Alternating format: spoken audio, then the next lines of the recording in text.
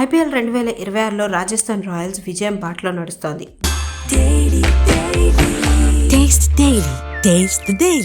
గుజరాత్ టైటాన్స్తో జరిగిన ఉత్కంఠభరిత పోరులో 6 పరుగుల తేడాతో విజయం సాధించి వరుసగా 2వ గెలుపును నమోదు చేసుకుంది.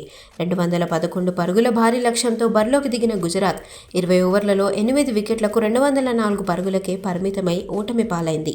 చేజింగ్లో గుజరాత్ ఓపెనర్ సాయి సుదర్శన్ అద్భుతంగా రాణించిన మిగతా బ్యాటర్ల నుంచి సహకారం లభించలేదు. ముఖ్యంగా రవి బిష్ణోయ్ తన స్పిన్ మాయాజాలంతో గుజరాత్ బ్యాటింగ్ను దెబ్బతీశాడు. అయితే చివరి దశలో రషీద్ ఖాన్ రబాడా బాగా ఆడుతూ 8వ వికెట్కు 43 పరుగులు జోడించడంతో మ్యాచ్ గుజరాత్ వైపు మొగ్గుతున్నట్లుగా అనిపించింది. కానీ 19వ ఓవర్లో జోఫ్రా ఆర్చర్ తన అనుభవం అంతా ఉపయోగించి కేవలం 4 పరుగులు మాత్రమే ఇచ్చి మ్యాచ్ను రాజస్థాన్ వైపు తిప్పేశాడు.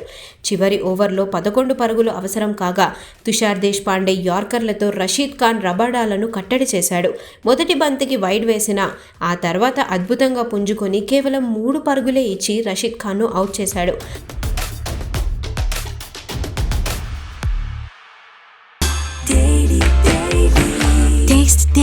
Taste the Daily.